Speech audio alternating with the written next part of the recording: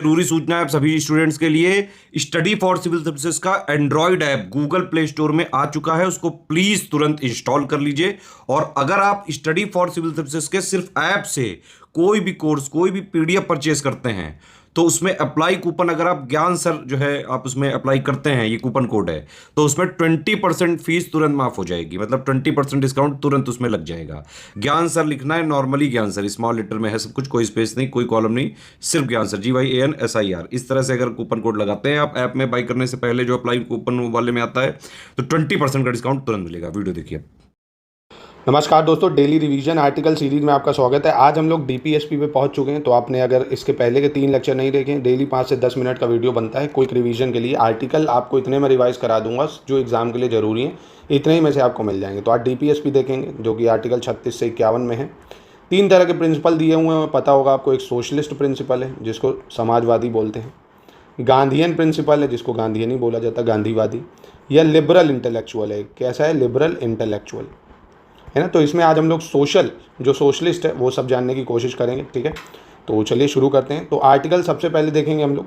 देखिए आर्टिकल 36 वही सेम है जो आर्टिकल 12 में दिया है, स्टेट की डेफिनेशन, ठीक है। जो आपको याद करना है वो आर्टिकल 38 से याद करना है। तो आइए आर्टिकल 38 देखते हैं। आर्टिकल 38 क्या कहता है? आर्टिकल 38 कहता है, हिंदी इंग्लिश दोनों में बताऊंगा, सब्र रखिएगा।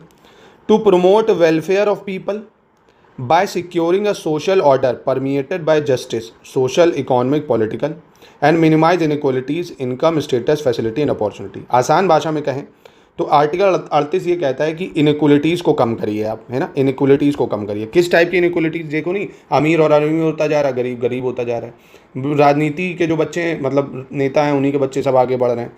कुछ सुविधाएं कुछ लिमिटेड लोगों को मिल रही हैं, अदर को नहीं। तो ये सब नहीं होना चाहिए, है ना। तो आपको बस आर्टिकल 38 में इतना याद रखना है, मिनिमाइज इन इक्वलिटी। हिंदी में अगर देखें तो सामाजिक, आर्थिक और राजनीतिक न्याय से परिपूर्ण समाज बनाइए, मतलब सबको समान अवसर मिलना चाहिए और जो असमानताएं हैं वो कम होनी चाहिए, जैसे स्थिति, सुविधाएं, अवसर, इन सब की असमानताएं कम होनी चाहिए। तो देखिए इसी पे लेके सरकार नियम कुछ जो स्कीम्स भी निकालती, जैसे प्रधानमंत्री आवास योजना, है ना, पब्लिक डिस्ट्रीब्यूशन सिस्टम। भाई अब किसी को खाना मिल रहा है, किसी को नहीं, तो इनइक्वलिटी तो हुई है। तो इसको दूर करने के लिए पब्लिक डिस्ट्रीब्यूशन सिस्टम चलाया, अनाज मिलेगा, सबको घर मिले, है ना। ये नहीं कुछ लोग रह रहे हैं, कुछ लोग झोपड़ी में रहे। मनरेगा, सबको काम मिले। National commission for SC schedule caste के लिए भी बनाया, शेड्यूल ट्राइब के लिए भी। तो इन सिंपल आपको याद रखना है, आर्टिकल 38 क्या कहता है? मिनिमाइज इनइक्वलिटीज़, या हिंदी में कहें तो असमानताओं को कम करने के लिए सरकार को प्रेरित करता है कि ऐसी योजनाएं बनाएं जिसमें असमानताएं ना हो, ठीक है। याद हो गया आर्टिकल 38? फिर से बता रहा हूँ, आर्टिकल 38 क्या कहता है? आर्टिकल 38 मिनिमाइज इनइक्वलिटीज़, या असमानताओं को कम करना, ठीक है। भाई DPSP क्या होता है? ये सरकार के लिए गाइडेंस है कि जो भी पॉलिसी बनाओगे इन आर्टिकल्स को ध्यान में देते हुए बनाओगे। अब देखते हैं आर्टिकल हम लोग 39 क्या कहता है। आर्टिकल 39 कहता है, secure right to educate means of livelihood for all citizens, equitable distribution of material resources of the community, prevention of concentration of wealth, equal pay for equal work for men and women, preservation of health and strength of worker, children against forcible abuse, opportunity for healthy development of children. तो इसमें काफ़ी सारी चीज़ें दी हुई हैं, आपको एक एक करके इसको याद रखनी होगी। अभी मैं तरीका बताता हूँ।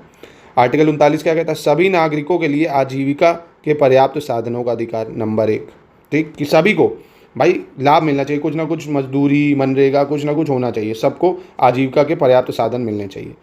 सामान्य भलाई के लिए समुदाय के भौतिक संसाधनों का समान वितरण, ये नहीं कि कोई एक ही आदमी पूरे फॉरेस्ट को यूज़ करा, दूसरे को उसका लाभ नहीं मिल रहा। तो भौतिक रिसोर्सेज होते हैं, नदियाँ, पहाड़, ये सब का समान डिस्ट्रीब्यूशन हो। धन और उत्पादन के साधनों के संकेंद्रण की रोकथाम, ये नहीं कि सारा वेल्थ अडानी जी के पास ही जाए, अंबानी के पास जाए और आदमी को झुंझुना मिले। कंसंट्रेशन ऑफ वेल्थ रोके, ना। तो अमीरों पे देखा होगा ज़्यादा टैक्स लगता है, सेस भी लगेगा, कॉर्पोरेट टैक्स, GST। तो इसलिए पुरुषों और महिलाओं के लिए समान काम के लिए समान वेतन होना चाहिए। अभी आपने देखा होगा भाई, जो मेल लेबर है उसको ज़्यादा मिलता है, फीमेल को कम, है ना। और फीमेल क्रिकेटर को कम मिलता है, मेल क्रिकेटर को ज़्यादा। जबरन दुर्व्यवहार के खिलाफ श्रमिकों और बच्चों के स्वास्थ्य और शक्ति का संरक्षण, बच्चों के स्वास्थ्य विकास के अवसर, है ना। तो ये आर्टिकल 39 में है। तो आपको क्या याद रखना है? ऐसे 4 चीज़ें इसमें आर्टिकल 39 में आपको याद रखनी होंगी, ठीक है। कौन कौन सी? पहली, लिवलीहुड सबको मिलना चाहिए, मतलब सबको समान जो है अवसर मिलने चाहिए रहने वगैरह के। रिसोर्सेज का डिस्ट्रीब्यूशन इक्वल होना चाहिए, है ना, सबके में समान भौतिक रिसोर्सेज मिलने चाहिए। वेल्थ का कंसंट्रेशन रोकना है, एक ही जगह पे वेल्थ नहीं जाना चाहिए। Equal pay for equal work, ये बहुत पूछता है, equal pay for equal work, ठीक है। कंसंट्रेशन ऑफ वेल्थ देख लिया हमने। और जो चाइल्ड अब्यूज़ है उसको रोकना है ना, चाइल्ड अब्यूज़, ठीक है। तो ये आप याद कर सकते हो, हिंदी में भी देखो मैंने बता दिया। सभी नागरिकों की आजीविका सुरक्षा करना, भौतिक जो संसाधन है उनका समान वितरण होना चाहिए, धन और संप्रदाय संसाधनों के संकेंद्रण में रोक होनी चाहिए, पुरुष और महिलाओं के लिए समान वेतन होना चाहिए, ठीक है। तो इसके लिए सरकार देखो ये सब कानून भी बनाती है कई। अब आर्टिकल 39 है, बहुत ज़्यादा इंपॉर्टेंट, ये क्या कहता है, promote equal justice and provide free legal aid to the poor. मतलब सामान्य न्याय को बढ़ावा देना, गरीबों को मुफ्त कानूनी सहायता प्रदान करना। तो देखो होगा ना, जो केस नहीं लड़ सकता उसको मुफ्त कानूनी सहायता मिलती है, जैसे निःशुल्क विधिक सेवा बनाई गई है, न्याय मित्र योजना है, ये सब कुछ योजनाएं हैं, ठीक है। तो आर्टिकल 39 से क्या कहता है, फ्री लीगल एड प्रोवाइड करना है, free legal aid to poor, ठीक है। 39 से कहता है, ठीक है। 39 क्या कहता है भैया, वेल्थ को कंसंट्रेशन होने से रोकना है, इक्वल डिस्ट्रीब्यूशन करनी है। 38 इनइक्वलिटीज़ को रोकता है, ठीक है। आर्टिकल 41 ये सब सोशलिस्ट में बता रहा हूँ, नेक्स्ट वीडियो में गांधीयन करेंगे, फिर लिबरल इंटेलेक्चुअल, ठीक है। तो 38, 39, 39A, अब 41 देखते हैं। Secure right to work, education and public assistance in cases of unemployment, old age, sickness and disablement. अब देखिए, right to work fundamental right थोड़ी है, राइट टू वर्क DPSP में आर्टिकल 41 में, ये 5 स्टार बना लो, बहुत ज़्यादा इंपॉर्टेंट है। मतलब काम करने, शिक्षा प्राप्त करने तथा बेरोजगारी, वृद्धावस्था, बीमारी और विकलांगता के मामले में सार्वजनिक सहायता पाने का अधिकार। तो देखो ना, आर्टिकल 41 भैया बहुत इंपॉर्टेंट, इसमें एजुकेशन के बारे में भी दिया कि 6 से 14 साल के बच्चे को फ्री एजुकेशन मिलना चाहिए, वो आर्टिकल 21A में भी दिया हुआ है। फंडामेंटल ड्यूटी भी है 11वीं, है ना, जो 86 कॉन्स्टिट्यूशन अमेंडमेंट एक्ट से ऐड हुई थी, ठीक है। तो आपको याद रखना, काम करना, शिक्षा प्राप्त करना, बेरोजगारी, वृद्धावस्था, बीमारी और विकलांगता के मामलों में सार्वजनिक सहायता मिलनी चाहिए। क्या कहता है article 41, right to work, education, right to public assistance in case of unemployment, old age, sickness, ठीक है। आर्टिकल 42 क्या कहता है, make provision for just and humane condition of work and maternity relief. मतलब काम करने की जो जगहें हैं वो एकदम ह्यूमेन होनी चाहिए, मतलब ठीक ठाक हो, ये नहीं कि किसी का शोषण ही कर रहे हो, 12-12 घंटे काम कर रहे हो, 16-16 घंटे नहीं। मतलब वर्क कंडीशन जो होनी चाहिए वो आदमी के लिए सहज होनी चाहिए। और मैटरनिटी रिलीफ यानी अगर कोई, आप समझ रहे हो ना, प्रेग्नेंट है तो उसको भी आराम मिलना चाहिए, उसको छुट्टी मिलनी चाहिए, उसको पेड लीव मिलनी चाहिए, पैसा मिलना चाहिए उसका, ठीक है। हिंदी में अगर देखें तो कार्य की न्याय संगत एवं मानवीय परिस्थितियों तथा मातृत्व राहत के लिए प्रावधान। तो आर्टिकल 42 क्या कहता है, कार्य की न्याय संगत मानी just and human condition of work and maternity relief, article 42।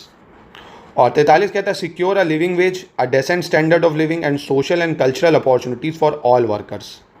मतलब सभी श्रमिकों के लिए जीविका, योग्य वेतन, सब जीवन स्तर तथा सामाजिक एवं सांस्कृतिक अवसर सुनिश्चित करें, कि इतना पैसा मिले कि उनका जीवन यापन चल जाए, है ना। तो श्रमिकों के लिए जीविका, योग्य वेतन, सब जीवन स्तर और सामाजिक एवं सांस्कृतिक अवसर सुनिश्चित करना। तो याद रखना, secure living wage, decent standard of living, social and cultural opportunities. 43 से कहता है, to take step to secure the participation of worker in management of industries, है ना। ऐसे कदम उठाने चाहिए इंडस्ट्रीज़ के मैनेजमेंट के लिए कि वर्कर्स को कोई परेशानी नहीं होना चाहिए ना, जैसे लेबर लॉज देखिए बनते हैं। To steps to secure participation of worker in management of industry. उद्योगों के प्रबंधन में श्रमिकों की भागीदारी सुनिश्चित करने के लिए कदम उठाना चाहिए, ठीक है। उद्योगों के प्रबंधन में श्रमिकों की भागीदारी को सुनिश्चित करने के लिए कदम उठाना, 43 है। अब अंतिम आर्टिकल है जो सोशलिस्ट का, वो है article 47, to raise the level of nutrition and standard of living of people and to improve public health, है ना। तो यानी तभी देखो नेशनल फूड सिक्योरिटी एक्ट बनता है कि भैया पोषण अभियान आता है कि लोगों को न्यूट्रिशन मिले, मिलावट वगैरह ना हो, है ना। तो न्यूट्रिशंस के लेवल को बढ़ाना, ये आर्टिकल 47 में है। जैसे कि हिंदी में देख लें, लोगों के पोषण स्तर और जीवन स्तर को बढ़ाना तथा सार्वजनिक स्वास्थ्य में सुधार करना, ठीक है। तो फिर से देख लेते हैं, आर्टिकल 47 पोषण स्तर को बढ़ाना यानी न्यूट्रिशन लेवल को बढ़ाना, ठीक है। आर्टिकल 43 है, उद्योगों के प्रबंध में श्रमिकों की भागीदारी को मैनेज करना यानी management of labours in industries. 43 में श्रमिकों के लिए जीविका, योग्य वेतन, सब जीवन स्तर होना चाहिए यानी लिवलीहुड, और उनकी जो इनकम वगैरह है वो ठीक ठाक होनी चाहिए। 42 कार्य की न्याय संगत एवं मानवीय परिस्थितियों तथा मातृ राहत यानी मैटरनिटी रिलीफ और just and human condition of work होना चाहिए। 41 में काम करना, right to work, right to education, बेरोजगारी जो है, वृद्धावस्था में सरकार की मदद मिलनी चाहिए। सामान्य न्याय को बढ़ावा देना यानी मुफ्त फ्री लीगल एड प्रोवाइड करना, आर्टिकल 39A में है, फ्री लीगल एड, ठीक है। और वहीं ये सब हम लोग देख ही चुके हैं। तो 39 है फ्री लीगल एड, 39 धन और ये सब चीज़ों पे रोकथाम है ना। तो आई होप आपको क्लियर हो गया होगा सारे आर्टिकल 39 से लेके ये सब। तो अब नेक्स्ट वीडियो में हम लोग अब देखेंगे गांधीयन आर्टिकल क्या कहते हैं ना। तो प्लीज़ इसको 1 से 2 बार देखिए, याद करिए, इंपॉर्टेंट है ये आर्टिकल, आपके एग्जाम में पूछता है, ठीक है। तो फिर से मैं बता रहा हूँ, देखिए ज़्यादा आपको नहीं याद रखने, 39, 39A, 41, फिर आपका 42, 43, 43A और 47 बस, ठीक है। इतने आर्टिकल याद करने होंगे। एक बार फिर से देखिए अगर भूल रहे हो।